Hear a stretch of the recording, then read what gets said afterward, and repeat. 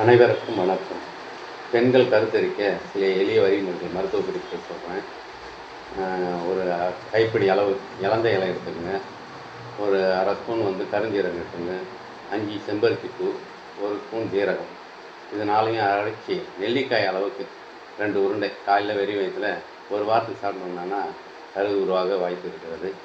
அதே போல் டேட் ஆன 2வது நாள் 3வது நாள் மலை வேம்புன்னு ஒன்று இருக்குது. வேம்பிலேயே மலை வேம்புன்னு ஒன்று இருக்குது. அதனுடைய துளிரை ஒரு கைப்பிடி அளவு எடுத்துக்கோங்க. மிளகு ஒரு 10 எடுத்துக்கோங்க.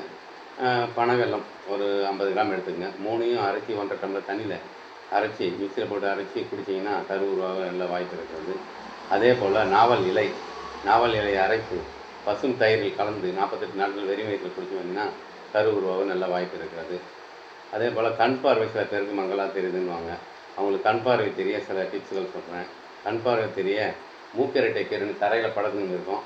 அந்த மூக்கரட்டை கீரையை நல்லா அரைச்சி அதில் 2 சொட்டு சாறை எடுத்து கண்களில் விட்டிங்கன்னா ஒரு வாரத்துக்கு அது மாதிரி விட்டோம்னா கண் பார்வை நல்லா தெரியும்.